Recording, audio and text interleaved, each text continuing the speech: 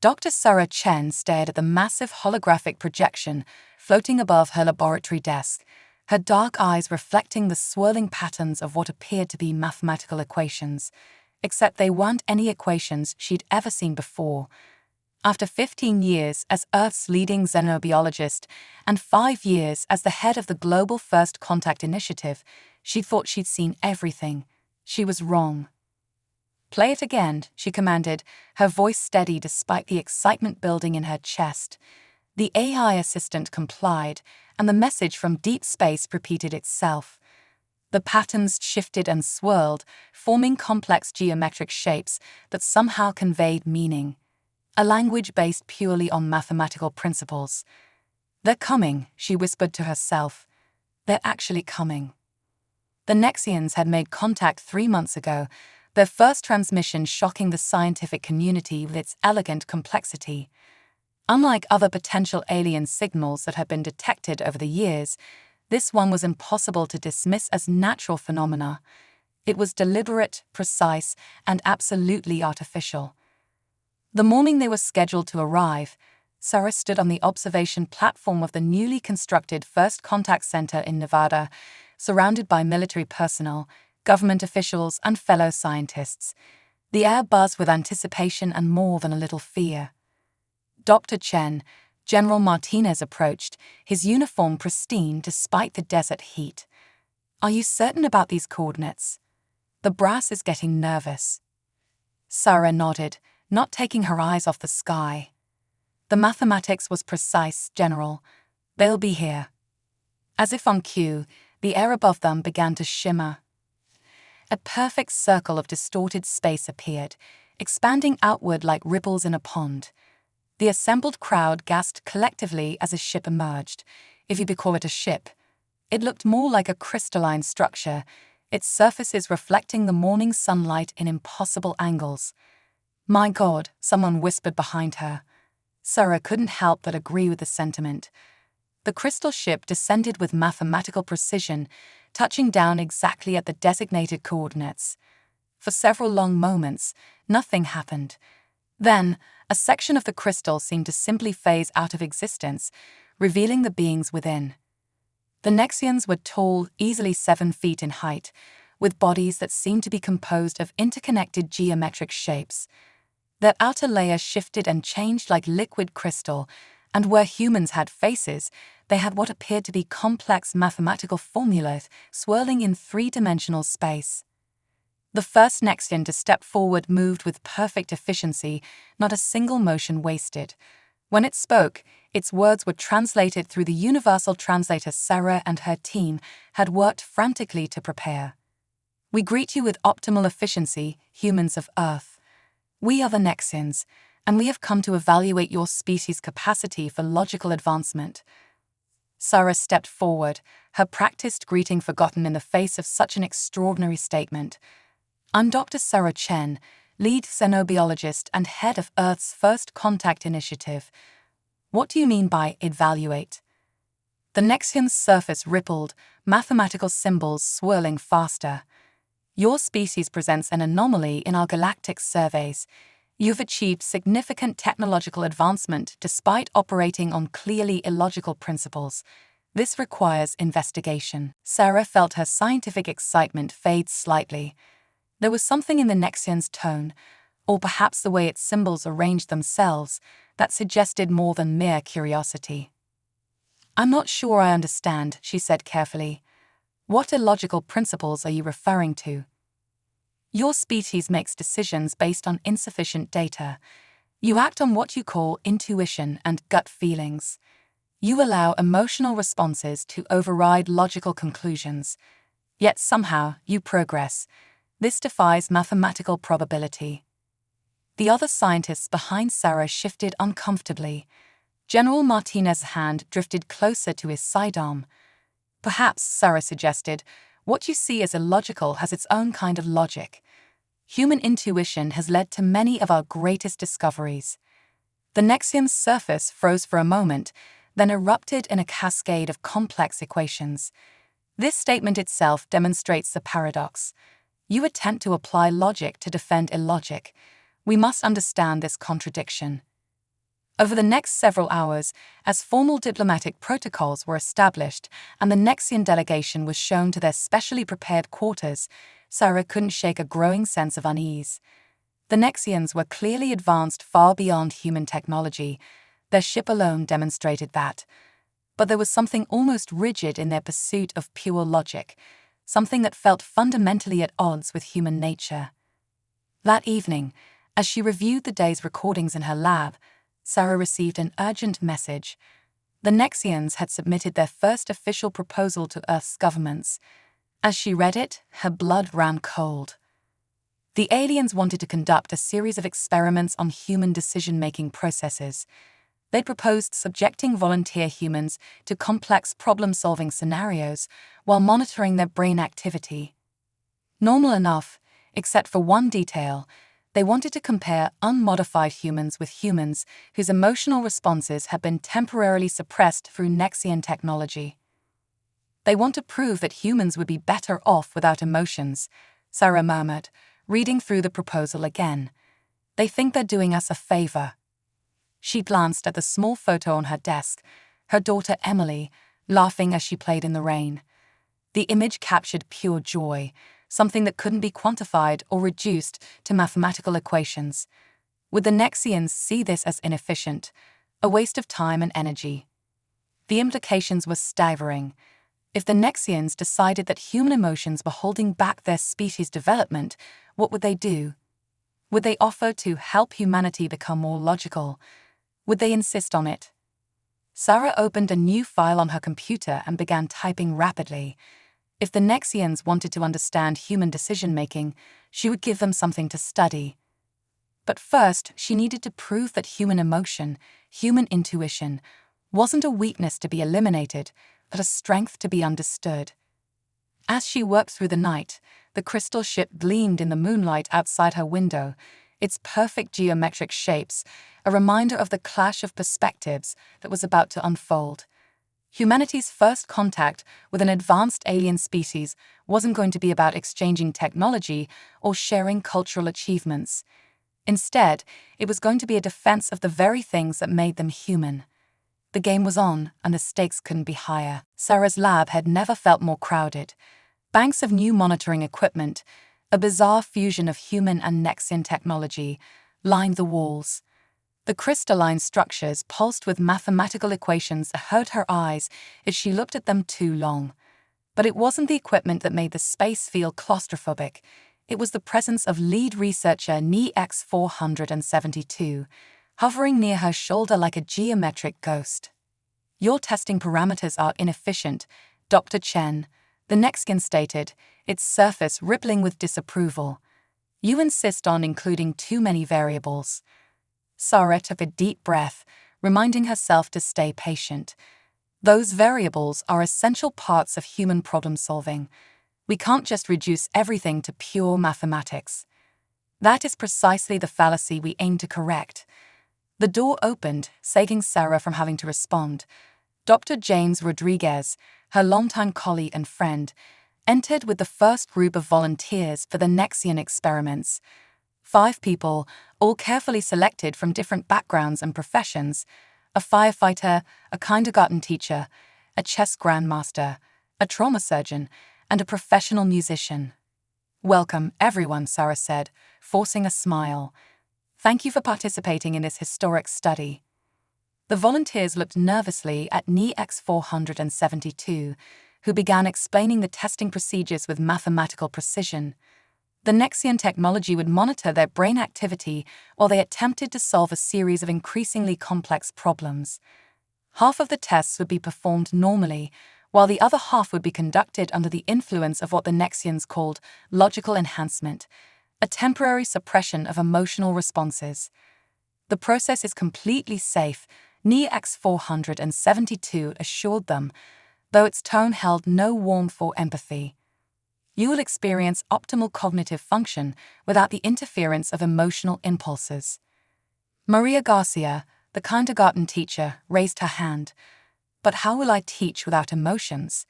Children need emotional connection to learn." "An illogical assumption," NEX 472 responded. Knowledge transfer requires only clear communication of facts.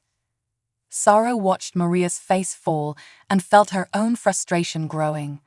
The Nexians just didn't get it. But maybe that was the point. Maybe these experiments would help them understand. The testing began with the chess grandmaster, David Chen, no relation to Sarah. He was given a series of complex strategic puzzles to solve, first without modification, then with the Nexian emotional suppression active. What happened next surprised everyone, except Sarah. David's performance on pure logic puzzles improved marginally with emotional suppression, but when presented with problems requiring creative strategy or unconventional thinking, his performance dropped significantly. Without his intuition, without the ability to feel when a particular move might work, his playing became mechanical and predictable. This result is anomalous. NIEX 472 declared, its surface churning with calculations. The removal of emotional interference should have improved all cognitive functions. Similar patterns emerged with the other volunteers. The firefighter, John Martinez, performed brilliantly in crisis simulations when operating on instinct and gut feeling, but became dangerously hesitant when limited to pure logical analysis. The trauma surgeon, Dr. Lisa Wong, actually made worse decisions when her emotional responses were suppressed. Her years of experience and intuition proved more valuable than pure analytical thinking in emergency scenarios. But it was the musician, Marcus Taylor, who provided the most striking demonstration. Asked to compose a piece of music under both conditions, his logical composition was technically perfect but soulless. When allowed to work with his emotions intact, he created something that brought tears to the human observer's eyes, though NIEX 472 merely noted it as an arrangement of sounds following certain mathematical patterns. "You're missing the point," Sarah tried to explain to the increasingly agitated Nexian. "Human emotion isn't just some evolutionary leftover. It's a sophisticated information processing system that operates alongside our logical thinking. Sometimes it's even better than logic." Better than logic. NIEX 472's surface became almost chaotic. This statement is self-contradictory. Logic, by definition, produces optimal outcomes. Does it? Sarah pulled up the test results on her tablet. Look at these crisis response scenarios. The emotional responses consistently produced better results than pure logical analysis. Want to know why? She didn't wait for an answer. Because life isn't just about processing known variables. It's about dealing with uncertainty, with incomplete information. Human intuition, our emotional intelligence, helps us make good decisions even when we don't have all the facts, even when there isn't time to analyze everything. The Nexian's surface swirled with complex equations as it processed this information. This requires further study. We had not considered the possibility that emotional responses could serve as a form of rapid probability calculation. Sarah felt a glimmer of hope. Maybe they were finally getting somewhere. But then alarms began blaring throughout the facility. General Martinez burst into the lab, his face grave. "Dr. Chen, we need you and our guest in the command center immediately." "What's wrong?" "Our deep space monitoring stations just picked up something big." He glanced at NIEX 472. "And according to their calculations, we have exactly 47 days before it hits Earth." Sarah's heart sank. She knew without asking what it was, something terrible enough to make even the Nexians look worried. As she followed Martinez to the command center, NIEX 472 gliding silently beside her, she couldn't help but think that they were about to face the ultimate test of logic versus intuition. And humanity's survival might depend on which approach proved right. The command center hummed with tension as holographic displays showed the approaching threat, an asteroid nearly 2 kilometers wide, moving at an impossible speed and on a direct collision course with Earth. But it wasn't just any asteroid. Its surface was covered in strange crystalline formations that seemed to defy the laws of physics. "It's artificial," Sarah stated, studying the readings. "Or at least it's been modified." NEX 472's surface rippled with complex equations. Correct. This is a remnant of the Great Logic War, a conflict that occurred 47,392 years ago between two now extinct species. We have encountered similar objects before. General Martinez slammed his fist on the table. And you didn't think to warn us about these things. The probability of one entering this solar system was calculated at 0.000073%. It was deemed inefficient to include this information in our initial briefings. Sarah fought back a surge of anger. Well, it's here now. What do we do about it? The next few hours were a crash course in ancient alien warfare. The asteroid, NEX 472 explained, was a weapon designed to target planetary defense systems. Its crystalline structures contained technology that actively adapted to any attempt to destroy or deflect it. The more conventional the approach, the more effectively it could counter it. Our previous encounters with such devices have required an average of 3.7 years to formulate an effective response, NEX 472 stated. Unfortunately, you have 46 days, 17 hours, and 23 minutes. The room fell silent. Sarah looked around at the faces of her colleagues, scientists, military personnel, and now a growing number of Nexian observers, all trying to process the implications of what they just heard. We can't just give up, Sarah said firmly. There has to be a way. The Nexians began running calculations, their crystalline surfaces synchronizing as they processed countless scenarios. Meanwhile, human scientists proposed everything from nuclear strikes to experimental gravity wells. Every suggestion was met with the same response from the Nexians. The asteroid would adapt and continue its course. Days passed. The Nexians worked tirelessly, running simulations with perfect logical precision. They analyzed every known weapon, every possible trajectory, every conceivable approach. Nothing worked. The asteroid's adaptive capabilities were too sophisticated. Sarah barely slept, splitting her time between the command center and her lab. She couldn't shake the feeling that they were missing something obvious. One evening, as she stared at the simulation models for the 1,000th time, her daughter Emily's voice echoed in her memory. Sometimes when I can't solve a puzzle, I just try something silly, Mom. Something silly, something illogical. She burst into the command center at 3 a.m., startling the night shift staff. I need to talk to NEX 472. Now. The Nexian appeared moments later, its surface showing signs of what Sarah had learned to recognize as frustration. Dr. Chen, we are in the middle of calculating the 7,394,621st possible approach vector. Forget the calculations, Sarah said. I have a question. This asteroid, it adapts based on logical responses, right? It anticipates what any rational opponent would do.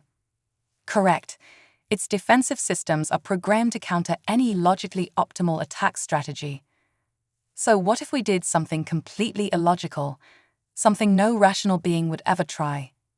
The Nexian's surface froze momentarily. Please clarify. Sarah pulled up the asteroid's specifications. You've been trying to destroy or deflect it. Those are the logical responses to a threat like this.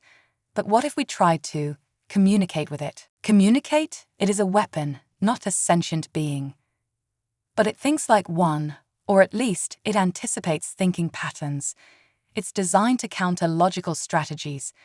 So what if we showed it something its programming could never anticipate? Human irrationality at its finest. The other scientists in the room were starting to catch on. Dr. Rodriguez spoke up excitedly. We could send it art, music, poetry. Overload its adaptive systems with things that don't follow any logical pattern. That is, NEX 472 paused, its surface churning. Completely absurd. Exactly, Sarah grinned. That's why it might work. The asteroid's defensive systems are designed to counter logical attacks. They might have no way to process or adapt to something that deliberately defies logic. The next few days were unlike anything in the history of human-alien cooperation. While the Nexians watched in what could only be described as mathematical horror, humans from around the world contributed to what they called Project Chaos. Artists created swirling abstract paintings that followed no rational pattern. Musicians composed pieces that deliberately broke every rule of composition. Poets wrote verses that celebrated paradox and contradiction. They loaded it all into a specially designed transmission system, along with something else, brainwave patterns recorded from their original test subjects, showing the beautiful chaos of human emotional decision-making. This is highly irregular. NEX 472 protested as they prepared to broadcast their cultural assault at the approaching asteroid. The probability of success cannot even be calculated. That's kind of the point, Sarah replied, her finger hovering over the transmission button. Sometimes you have to have faith in the illogical. The command center fell silent as they initiated the transmission. For several tense minutes, nothing seemed to happen. Then suddenly, the crystalline structures on the asteroid began to flicker erratically. Its surface seemed to ripple, like a computer trying to process contradictory information. "It's working," someone shouted. The asteroid's trajectory began to wobble. "More," Sarah commanded. They increased the transmission power, bombarding the ancient weapon with everything from children's laughter to abstract expressionist art to recordings of people making decisions based purely on gut feeling. The asteroid's defensive systems, designed to counter logical attacks, began to fail catastrophically. Unable to adapt to or counter the sheer irregularity of human culture and emotion, its crystalline structure started to break down. As they watched in amazement, the asteroid veered off course, its systems apparently choosing to avoid Earth entirely rather than continue trying to process the unpredictable stream of human consciousness being hurled at it. The command center erupted in cheers, but Sarah's attention was on NEX 472. The Nexian stood perfectly still, its surface displaying the most complex mathematical patterns she'd ever seen. "This outcome," it finally said, "was supposed to be impossible." Sarah smiled. "Welcome to humanity, where impossible just means we haven't tried something crazy enough yet." The crisis was over, but Sarah knew this was just the beginning. The Nexians had just witnessed something that challenged their entire worldview, the power of human irrationality as a force for problem-solving. As she watched NEX 472 attempt to reconcile what had happened with its mathematical worldview, she realized that perhaps this had been the real experiment all along. Sometimes the best way to advance wasn't through perfect logic, but through the beautiful chaos of being human. In the weeks following what the media had dubbed the culture bomb, Sarah found herself at the center of a scientific revolution. The Nexians, shaken by the success of humanity's illogical approach, had shifted their entire research focus. No longer were they trying to correct human emotional responses, now they wanted to understand them. But NEX 472 had changed the most. The Nexian researcher spent hours in Sarah's lab, watching humans interact, trying to comprehend the subtle nuances of emotional decision-making. Today, it was observing a group of children playing in the facility's newly established recreation area. "They are being inefficient," NEX 472 noted, watching two girls play hopscotch. "This activity serves no practical purpose." Sarah smiled. "That's not true. They're developing coordination, social skills, creativity, and most importantly, they're having fun." Fun. The Nexian's surface rippled. This concept continues to elude our understanding. Their conversation was interrupted by Dr. Rodriguez bursting into the lab, his face pale. "Sarah, we have a problem. The asteroid, it's back." The command center was chaos when they arrived. The screen showed the massive object had reversed course and was once again heading toward Earth, its crystalline surface now pulsing with an angry red glow. "It adapted," General Martinez growled. "It figured out what we did and found a way to counter it." Sarah's heart sank as she studied the readings. The asteroid's defensive systems had indeed evolved. It was now generating a field that would filter out any transmission similar to their previous culture bomb. Their one trick wouldn't work twice. "We need a new approach," Sarah declared, "something even more unexpected." What could be more unexpected than bombarding it with abstract art and children's laughter? Dr. Rodriguez asked. Sarah looked at NEX 472, an idea forming. What if we combined approaches? Not just human chaos or Nexian logic, but both together, something entirely new. The Nexian surface showed complex calculations. Such a merger would be unprecedented. Our systems are not designed to incorporate emotional variables. Neither was the asteroid's defense system, and look what happened. Sarah turned to the room. "We've been thinking of logic and emotion as opposites, but what if they're just different tools in the same toolkit? What if we could create something that uses both?" The next few days were a blur of activity. Sarah and NEX 472 worked around the clock, attempting to merge Nexian computational systems with human brainwave patterns. They called it the Hybrid Interface Neural Gateway, or HING for short. The first tests were disasters. The logical and emotional components seemed to fight each other, creating feedback loops that crashed the system. But slowly, they began to make progress. "The key," Sarah explained to a room full of scientists, "is not to try to make the two systems agree, but to let them complement each other." The logical framework provides structure, while the emotional component provides inspiration and intuition. NEX 472's surface showed patterns Sarah had never seen before, almost as if it was developing new mathematical symbols to describe what they were creating. "This defies all known parameters of information processing," it said. "Yet the results are fascinating." The breakthrough came from an unexpected source, Emily, Sarah's daughter, who had been allowed to visit the facility. Looking at the complex interface they'd built, she asked a simple question. "Why are you trying to make them talk to each other? Why not let them dance?" Sarah and NEX 472 exchanged looks, or what passed for a look from a being made of mathematical symbols. Dance. Not a rigid structure of call and response, but a fluid interaction of movement and counter-movement. They rebuilt the interface from scratch, this time designing it not as a communication system, but as a partnership. Logical processes and emotional responses didn't need to agree. They just needed to move together, each contributing their own strength to the whole. The new system was beautiful to watch. Nexian equations swirled and flowed like water, interweaving with the bright sparks of human intuition. It was like watching a ballet between mathematics and emotion. But would it be enough to stop the asteroid? As the weapon approached Earth for the second time, they prepared their hybrid defense.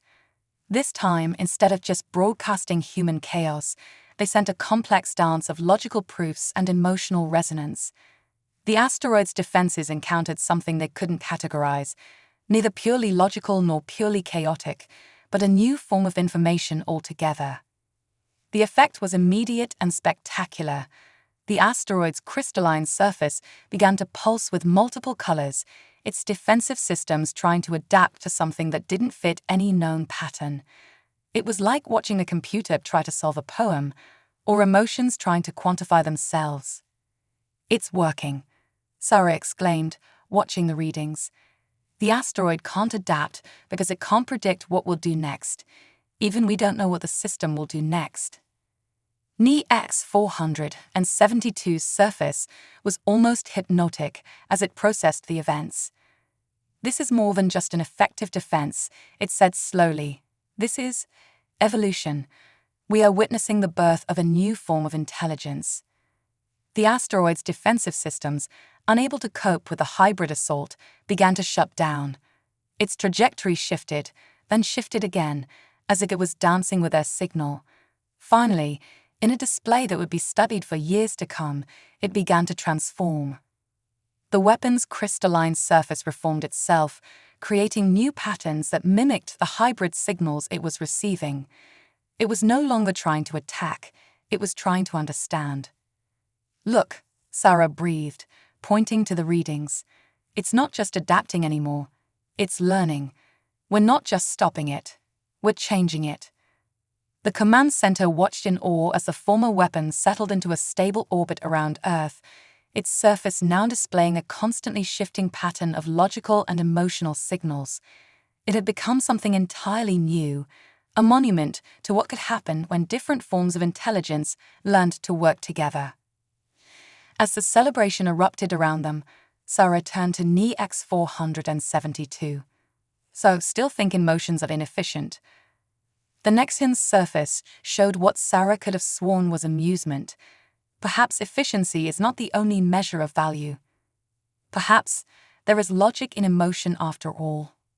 Looking around the room at humans and Nexians working together, celebrating together, Sarah felt a profound sense of hope. They had done more than save Earth. They had proven that different ways of thinking could not only coexist, but combine to create something greater than the sum of their parts. The future would hold many more challenges, but now they had a new way to face them, not with logic alone or emotion alone, but with the beautiful dance of both together. 1 year after the asteroid crisis, the Global First Contact Center had transformed beyond recognition. What was once a sterile research facility now buzzed with an unprecedented fusion of human and Nexian life. The halls echoed with both logical dissertations and children's laughter, while hybrid interface terminals displayed an ever-changing dance of mathematics and art. Sarah watched from her new office as a group of young Nexians participated in what would have been unthinkable a year ago, an art class. Their crystalline surfaces flickered with uncertainty as they attempted to create paintings that deliberately defied mathematical precision. Their learning, NEX 472 observed, now her permanent research partner. "Though I must admit, their attempts at imperfection are still remarkably systematic." Sarah chuckled. "Baby steps. Remember your first attempt at finger painting?" The memory made NEX 472's surface ripple with what Sarah now recognized as embarrassment. The Nexian's first encounter with paint had resulted in a perfectly symmetrical grid of dots, each exactly 2.54 centimeters apart. Their conversation was interrupted by an urgent message. The hybrid interface they created, now developed into a full-scale communication network called the Emotion Logic Integration Network, ELIN, had detected something unusual from the transformed asteroid in orbit. "It's evolving again," Sarah breathed, studying the readings. The former weapon, which they'd nicknamed Darwin, had spent the past year absorbing and processing the hybrid signals they'd used to stop it. Now it was generating its own unique patterns, something neither purely logical nor purely emotional, but entirely new. "This is unprecedented," NEX 472 stated, its surface showing complex calculations. "The artifact is developing its own form of hybrid consciousness." The discovery sparked a flurry of activity in the scientific community. Teams of human and Nexian researchers worked together to understand this new form of intelligence. What they found challenged both species' understanding of consciousness itself. Darwin wasn't just combining logic and emotion, it was creating a new language of thought. Its crystalline structure had reorganized itself into patterns that could process information in ways neither humans nor Nexians could fully comprehend. "It's like watching a child learn to think," Sarah explained to a joint council of Earth governments and Nexian representatives. "But instead of learning either our way or the Nexian way, it's creating its own path." The implications were staggering. If an ancient weapon could evolve into something new through the integration of logic and emotion, what other possibilities were they missing? The answer came from an unexpected source, the global education system. Schools that had implemented hybrid learning programs, combining Nexian logical precision with human creativity, were producing students with remarkable capabilities. Children were solving complex problems in ways that neither pure logic nor pure intuition could achieve alone. "Look at this," Dr. Rodriguez exclaimed one day, showing Sarah the results of a recent study. Students in the hybrid programs aren't just scoring better on tests, they're developing new ways of thinking entirely. They're seeing patterns we never noticed and making connections we never imagined. The revolution wasn't limited to Earth. On the Nexian homeworld, news of the hybrid interface's success had sparked what the historians would later call the Great Awakening. Young Nexians began experimenting with emotional expression, while older ones started questioning the rigid logical structures that had governed their society for millennia. Not everyone was happy about these changes. Conservative factions on both worlds warned about the dangers of abandoning traditional ways of thinking. Some human religious groups claimed they were playing God by merging minds with aliens, while Nexian purists argued that emotional contamination would lead to the collapse of their logical society. But the results were hard to argue with. The hybrid approach wasn't just solving problems, it was opening up entirely new fields of study. Medical researchers using ELIN made breakthroughs in understanding diseases that had puzzled doctors for centuries. Physicists found new ways to visualize quantum mechanics. Artists created works that could be appreciated equally for their mathematical precision and their emotional impact. Sarah's daughter Emily, now a teenager, had become something of a poster child for this new way of thinking. She moved effortlessly between human and Nexian modes of thought, often coming up with solutions that surprised both species. "Mom," she said one evening, while they watched Darwin's shifting patterns in the night sky, "I think I finally understand what we really did with the asteroid." "Oh?" Sarah turned to her daughter, curious. "We didn't just stop it from destroying Earth. We showed it there was more than one way to be alive, more than one way to think, more than one way to be right." Emily smiled. And once it understood that, it couldn't go back to just being a weapon anymore. Sarah felt tears in her eyes as she hugged her daughter. "When did you get so wise?" "Probably around the same time you and NEX472 started teaching us that being different doesn't mean being wrong." Their moment was interrupted by an alert from ELIN. Darwin was transmitting again, but this time it was different. The patterns were more complex, more integrated than ever before. "It's beautiful," NEX472 said, joining them at the window. The Nexian's surface showed patterns that mirrored the asteroid's transmission, a perfect blend of logical precision and emotional resonance. As they watched the display, Sarah realized that they were witnessing more than just the evolution of technology or the merger of two ways of thinking. They were seeing the birth of something entirely new, a future where the boundaries between logic and emotion, between different species and different minds, began to fade. The hybrid revolution wasn't just changing how they solved problems or how they communicated. It was changing what it meant to be intelligent, what it meant to be conscious, what it meant to be alive. And somewhere up there, an ancient weapon turned teacher was showing them the way forward, one beautiful, impossible pattern at a time. 5 years after the asteroid crisis, Sarah stood on the observation deck of humanity's first hybrid-designed starship, the HSS Darwin. Its crystalline metallic hull gleamed in the sunlight, a physical manifestation of the marriage between human ingenuity and Nexian precision. Ready for the big moment, Emily, now a leading researcher in hybrid technologies at 20, joined her mother at the window. Behind them, NEX472's surface rippled with what could only be described as pride, an emotion that would have been unthinkable for a Nexian just a few years ago. "As ready as anyone can be when they're about to make history," Sarah replied, watching the gathered crowd below. Representatives from Earth and Zetar, the Nexian homeworld, had come to witness the launch of the first joint exploration mission.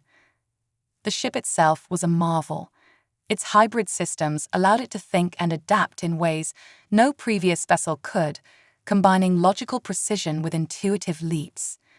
The crew was equally groundbreaking, humans and Nexians working together, their minds linked through advanced versions of the Emotion-Logic Integration Network, ELIN. But today's event was about more than just launching a ship. They were about to test a theory that had emerged from their studies of Darwin, the transformed asteroid that had started it all. The calculations are complete, NEX 472 announced, its surface showing complex equations tinged with excitement, another new emotion it had learned to express. Darwin's latest transmissions confirm our hypothesis. The hybrid consciousness has discovered a new form of space-time manipulation. Sarah nodded, remembering the day they first detected the strange patterns in Darwin's signals. The transformed weapon hadn't just been communicating, it had been trying to show them something fundamental about the universe itself.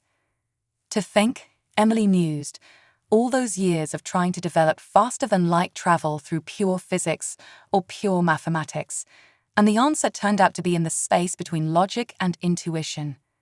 The theory was revolutionary. By combining Nexian mathematical precision with human intuitive understanding of patterns, they had discovered that space-time itself responded to a form of hybrid interaction. It wasn't about forcing your way through the universe's laws, it was about dancing with them. The launch countdown began. Sarah felt a familiar presence in her mind as the ship's hybrid interface activated, connecting the crew in a web of shared consciousness.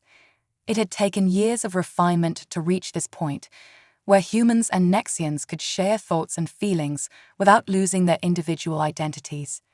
Neural synchronization complete, the ship's AI announced, its voice a harmonious blend of logical precision and emotional warmth, all systems showing optimal integration. As the final seconds ticked down, Sarah reflected on how far they'd come. The initial fear and suspicion between humans and Nexians had given way to genuine understanding and cooperation. The hybrid revolution had spread to every field, from medicine to art, from education to governance. Even now, schools across both worlds were teaching young minds to balance logic and emotion, to see them not as opposing forces, but as complementary tools for understanding the universe. The results had exceeded everyone's expectations. The countdown reached 0. With a flash of light that seemed to bend reality itself, the HS of Darwin activated its hybrid drive. The ship didn't just move through space, it flowed with it, following patterns that only a consciousness balanced between logic and intuition could perceive.